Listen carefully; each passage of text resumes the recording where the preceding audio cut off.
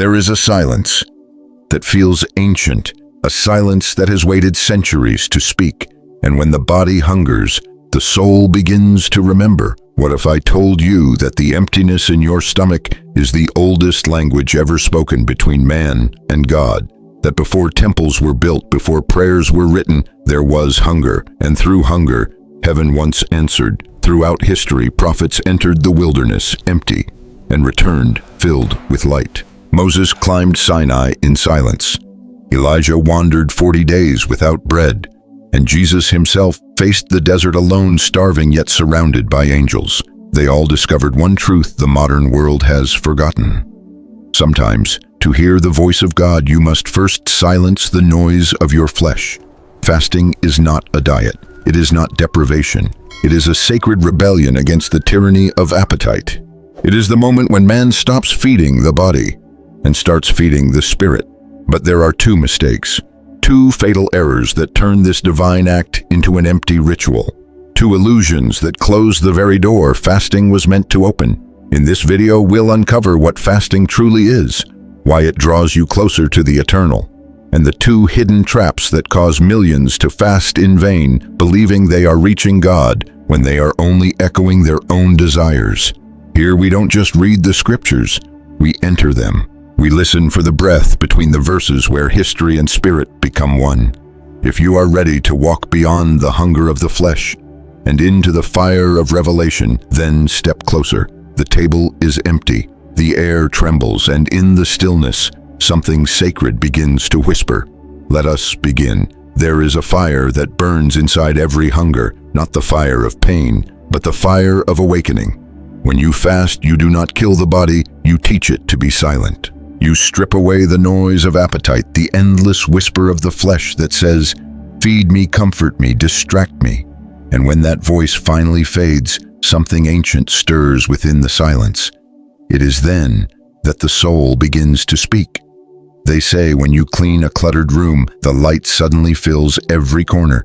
Fasting does the same to the human heart. The clutter of food, pleasure, and noise is swept aside, and what remains is clarity.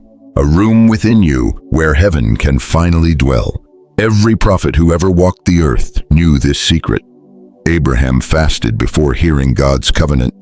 Daniel abstained from delicacies to receive visions. Jesus himself refused bread for 40 days in the desert, and in that emptiness the Spirit descended like a dove. Matthew 4:4 declares, "Man shall not live by bread alone, but by every word that proceeds from the mouth of God." It is not the absence of food that nourishes, it is the presence of His word. For centuries, mystics and monks believed that hunger could purify perception.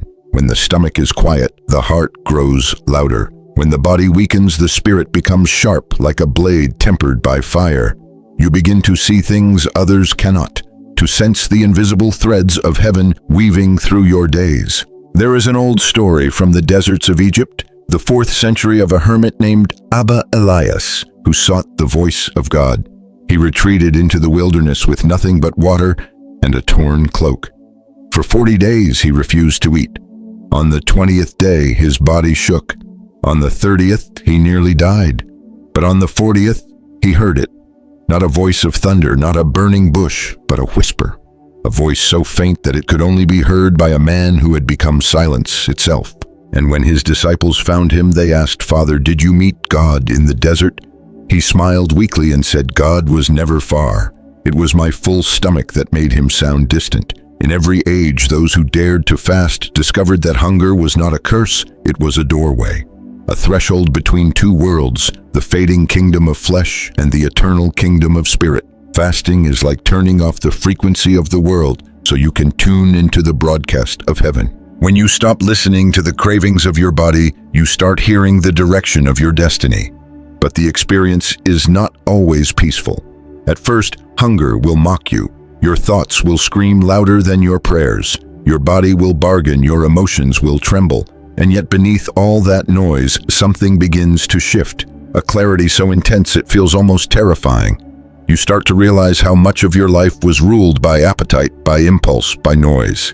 You begin to see that most of humanity is not free. They are merely full. In the ancient world, fasting was never seen as deprivation. It was initiation, a sacred trial that separated the seekers from the spectators. The Egyptians practiced it before entering temples, the early Christians before every great decision, the Jews on the Day of Atonement when the nation sought forgiveness. They all understood one thing: to empty the body is to invite the divine. In modern times, we run from emptiness. We fill every quiet space with sound, every still moment with distraction. But fasting forces us to confront what we've been avoiding: ourselves. And when all else is stripped away, you stand face to face with your own soul and with God. There is a strange peace that follows the storm of hunger. It doesn't come with music or miracles, but with stillness. You feel lighter, not just in body, but in being. And in that stillness, something miraculous happens. The space where pain once lived becomes a sanctuary for presence. If the world knew what power hides in an empty stomach, they would fear the fasting man more than the armies of kings. Because hunger, when offered to God, becomes holiness.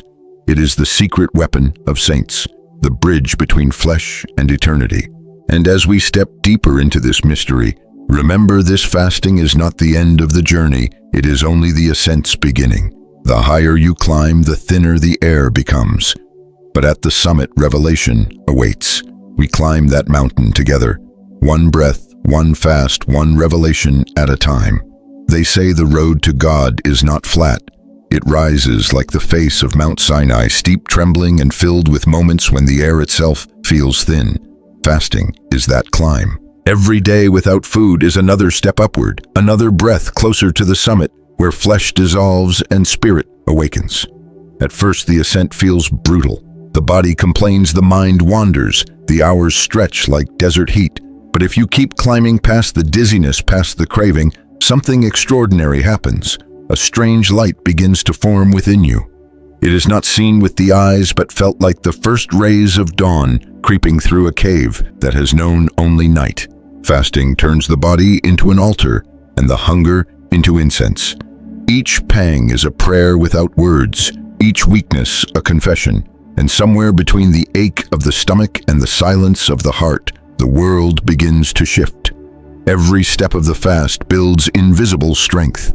It forges what the ancients called the muscles of the soul. When you resist the call of appetite, you train the spirit to rule the body, and that mastery changes everything. Because a person who can say no to bread can say no to sin. Throughout history, the saints knew this secret discipline.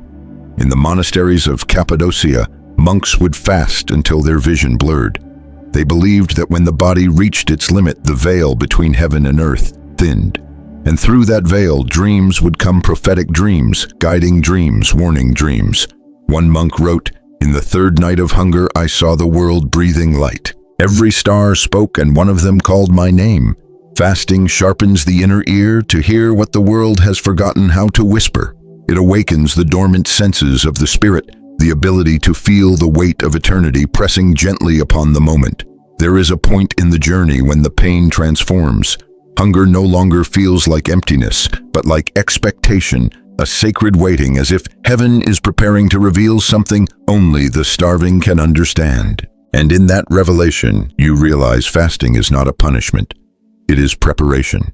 John Wesley, the founder of Methodism, once confessed with trembling honesty, "I fear that if I do not fast, I will forget that I am a soul, and think myself nothing more than a body." Those words strike like thunder across the centuries, because isn't that what modern religion has become? Songs without silence, rituals without reverence. Fasting breaks that illusion. It is the alarm clock of heaven, the sacred ringing that wakes a sleeping soul from the comfort of routine faith. When the body stops consuming, the spirit begins creating. When the mouth stops chewing, the heart starts listening. And in that listening, God begins to move. Fasting is a mountain not made of stone, but of surrender. Each step upward costs a piece of pride, a fragment of fear, an ounce of ego. And the higher you go, the more you realize the summit is not somewhere above you, it's within you. The climb has never been about reaching heaven, but about clearing the fog that hides heaven already inside your heart. If you have ever felt even once that strange warmth, During hunger, that moment when your stomach aches but your soul feels alive, remember this. It might not have been weakness. It might have been God calling your name. Share that memory. Not to boast, but to bear witness, because when heaven touches earth, even for a breath, the story must be told. And as you continue this ascent, remember the summit is not the end of the journey. It is where the real battle begins, the battle between compassion and comfort, between mercy and indulgence. That battle awaits us in the next part. There are chains that no man can see, chains forged not of iron, but of habit, pride, and silent sin. Fasting is the rebellion of the soul against those invisible shackles. It is the sound of iron breaking in the light of heaven. When you fast, you do not only resist food, you resist the forces that keep you enslaved to yourself. Every meal refused becomes a declaration, I am not ruled by what rules the world. And in that resistance, you begin to taste a freedom no feast can offer. The prophet Isaiah wrote in chapter 58, "Is not this the fast that I have chosen, to loose the chains of wickedness, to undo the cords of the yoke, and to let the oppressed go free?"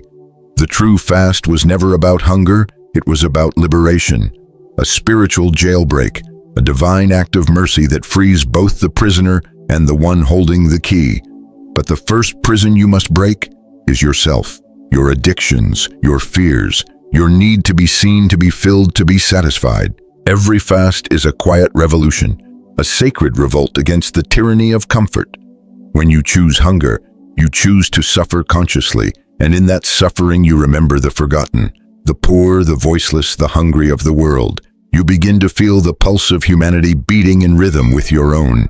In the emptiness of fasting, compassion is born. Because when your stomach aches, you finally understand what millions feel every day. You no longer pity them, you join them. And from that shared hunger, mercy flows like water from a rock. In the Middle Ages, during the long Lenten fasts, monasteries would open their gates to the poor. Monks who owned nothing still found ways to give bread to those who had even less. For they understood that fasting without compassion is only starvation of the flesh, but fasting with compassion is nourishment for the soul. Isaiah's words echo across centuries. When you share your bread with the hungry and bring the poor into your house, then your light will break forth like the dawn. That is the hidden miracle of fasting. It turns deprivation into radiance. There was once a man who lived this truth to its edge, Francis of Assisi. He withdrew into the forest, fasting in solitude, seeking God in the silence between his heartbeats. Days turned to weeks. He felt the hunger gnaw through his bones, yet his spirit burned brighter. One morning he heard a whisper within, "If you want to see my face, find it among the suffering."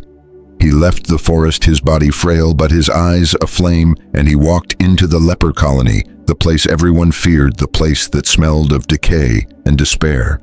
And there, instead of recoiling, Francis embraced a man whose flesh was rotting. That moment broke something in him, and something in heaven. For the first time, Francis said he felt no distance between himself and God. Hunger had stripped away fear, pride, even disgust, and in its place was only love. Fasting is not about what you withhold, it's about what you release. It releases compassion from the cage of comfort. It releases mercy from the prison of self. It releases love, the kind that transcends doctrine, time, and fear. Every time you fast with a pure heart, some chain somewhere in the world grows weaker. And if enough souls choose that hunger, the world itself might hear the sound of those chains shattering. There is a kind of power that does not roar like thunder but whispers like breath. It is the power of a heart emptied and filled again with divine empathy. And as we move forward, one question remains. If fasting can free the soul and awaken compassion, what might it unlock when practiced by an entire nation? We return to the scriptures themselves to see how fasting once altered the course of history. Time folds like parchment as we turn the pages of scripture.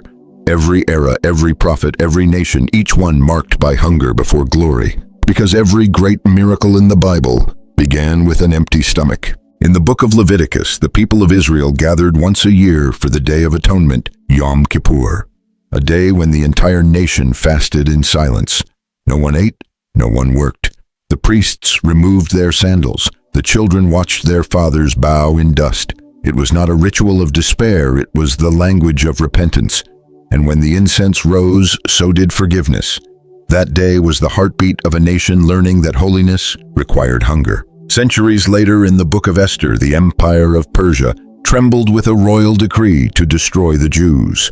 No sword could save them. No army could intervene. So Esther, hidden queen of exile, sent word, "Go gather all the Jews of Susa. Do not eat or drink for 3 days and nights." And they did, an entire people fasting together, whispering prayers in the dark corners of the empire. Their hunger became a shield, their weakness became a weapon. And on the 3rd day, Esther stepped before the king. The golden scepter rose, the verdict shifted, and a nation was spared. Fasting saved them not by power, but by surrender. Then came Daniel, the exile prophet of Babylon. He refused the royal table, no wine, no meat, no indulgence. For 21 days he sought clarity while the empire drowned in confusion. And when heaven finally answered, it was through a trembling angel who said, "From the first day you humbled yourself, your words were heard." Daniel's fast was not silence, it was dialogue. It was the invisible conversation between dust and divinity. He didn't earn wisdom, he tuned into it. And then in the wilderness of Judea, the Son of God himself entered the oldest classroom in creation hunger. 40 days alone with wind and sand. The tempter came offering bread, kingdoms, and glory. But Jesus replied with thunder hidden in whisper, "Man shall not live by bread alone." That moment shattered hell's illusion, because when the Creator himself fasted, he rewrote the meaning of human strength. The miracle was not in his power, it was in his restraint. Later, the apostles carried this rhythm into the birth of the church. Paul, before preaching, fasted. Before choosing leaders, before sailing to new lands, before every great decision, he fasted. The early believers didn't separate prayer from fasting. To them, they were one voice. Prayer spoke to God. Fasting made room to listen. Across every age, the pattern repeats. Before revelation comes emptiness. Before deliverance comes hunger. Before light, darkness. Because fasting is the ancient language heaven never forgot. When we silence the voice of the flesh, heaven amplifies the voice of the soul. When we lower ourselves in humility, God descends in power. And maybe, just maybe, that is why every revival began not with noise, but with stillness. Not with celebration, but with the quiet trembling of people who dared to go hungry for something greater than food. If one soul fasting can move heaven, what would happen if thousands did it together, not for show, not for fame, but out of pure hunger for God himself? What would the world look like if we stopped eating for a day and started listening instead? Write it down. Not as a comment, but as a prayer. Let your words become the first spark of that awakening. Because the story of fasting is not finished. And in the next part, we'll uncover the 2 deadly mistakes that can silence that divine connection forever. Not every hunger is holy. Some fasts reach heaven, and some die at the surface of the skin. There are 2 mistakes, deadly ones, that turn fasting from a doorway to God into a mirror reflecting only ourselves. And if you've ever wondered why your prayers felt unanswered during fasting, perhaps the answer hides in one of these 2. The first mistake, fasting to be seen. It's the subtlest poison wrapped in piety. The desire to look spiritual rather than to be spiritual. It's ancient vanity dressed in religious robes. Jesus warned us in Matthew 6:16-18, "When you fast, do not look somber as the hypocrites do, but wash your face and anoint your head, so that your fasting may not be seen by men, but by your Father in secret." Imagine a man standing before a mirror, gaunt face, tired eyes, and a faint pride glimmering in his reflection. He whispers, "Look how devoted I am." But heaven remains silent, because when you fast for men, the only reward you receive is their admiration, and their eyes, no matter how bright, cannot save your soul. True fasting happens when even your closest friend doesn't know, when your heart kneels lower than your knees. When you close the door, wipe your face, and let your hunger speak only to God. The second mistake, fasting without direction. Many begin their fast like wanderers without a map. They stop eating but do not start listening. They starve the body yet feed the ego, counting days, competing in silence as though heaven keeps score by endurance. But fasting is not a contest of suffering. It is not about who lasts longest, but who listens deepest. A fast without purpose is like a ship without wind, moving nowhere, exhausting itself in circles. Before you begin, you must know why. Are you fasting for healing, for wisdom, for repentance, for breakthrough? Because intention is the compass that leads the soul through the wilderness. Even the prophets prepared. Moses purified himself before ascending Sinai. Daniel set his heart toward understanding. Jesus entered the desert not out of curiosity, but to confront temptation itself. There's a story of two people who decided to fast. One man did it as an experiment to test spirituality. For 7 days he ate nothing, posting his progress online, counting hours, waiting for visions that never came. By the end, he felt nothing but weakness and bitterness. He said maybe God doesn't respond anymore, but another woman quietly, without telling a soul, fasted only 1 day. She prepared her heart, read the Psalms, and whispered one prayer: Lord, take away everything that keeps me from you. That night she wept, not from hunger but from revelation. She said she felt as though a door had opened inside her chest, and peace, pure, unexplainable peace, flowed in. The difference wasn't length, it was intention. Fasting without purpose leaves you empty.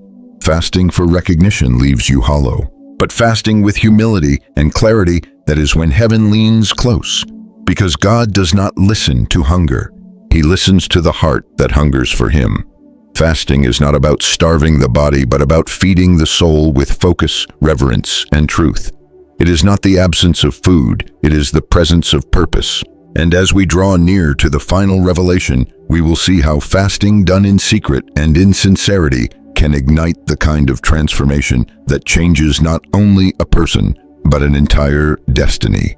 We uncover that revelation, the final call that turns hunger into holiness and silence into the voice of God. Fasting was never meant to punish the body. It was meant to liberate the soul, not to prove devotion, but to perceive the divine. It is not an act of self-denial, it is an act of surrender. The world tells you that fullness is power, but heaven whispers that emptiness is the beginning of miracles. Every prophet knew this paradox. Moses fasted before receiving the law. Elijah fasted before hearing the still small voice. Jesus fasted before walking into his destiny. And now, perhaps, it is your turn. When you fast, you step into an ancient current of faith, one that has flowed through deserts, temples, and mountaintops. The moment you choose hunger, you join a chorus older than nations' voices of the contrite, the desperate, the devoted, calling not for riches or recognition, but for relationship. Because fasting is not about what you give up, it's about what you make room for. It empties the vessel so heaven can fill it. It quiets the body so the spirit can speak. The closer you draw to God through fasting, the more He reveals not the world's corruption, but your own. The silence becomes a mirror showing every shadow within. That is why so many abandon the fast halfway through, not because of hunger, but because of what hunger exposes. Yet that moment of discomfort is the threshold. If you endure it, if you let the hunger burn away everything false, you will find that what remains is not weakness, but wonder. It is there in that sacred stillness that heaven begins to speak clearly, not with thunder or visions, but with understanding. A peace that surpasses knowledge, a voice that doesn't sound from above, but from within. Fasting transforms prayer from words into alignment. It takes the faith you speak and turns it into the faith you become. It teaches the soul the rhythm of heaven, that gain often begins with loss, that revelation requires emptiness, and that sometimes God whispers loudest through hunger. If an entire generation rediscovered this forgotten key, not fasting for spectacle or tradition, but for the single purpose of hearing God again, churches would tremble with unity, families would heal, nations would pause, and heaven, once silent to our noise, would roar again through our stillness. If a single meal can cloud your spirit, then a single fast can clear your eternity. So ask yourself now, if by skipping one meal you could hear His voice more clearly, would you dare to listen? Because fasting is not about saying no to food. It's about saying yes to God. And maybe, just maybe, one day of hunger could feed your soul forever. When we say no to bread, we are saying yes to heaven. And sometimes, just one hunger, one silence, one sacred moment of surrender is enough to fill a soul for all eternity. Fasting is not about emptiness, it is about awakening. It is the sacred pause where the noise of the world fades and the whisper of heaven grows clear. Through hunger, we remembered what fullness truly means, not of the body, but of the soul. If this journey has touched you, let it continue beyond this moment. Share this video not as content, but as light. Leave a comment below and tell us what fasting means to you or what you've discovered in silence.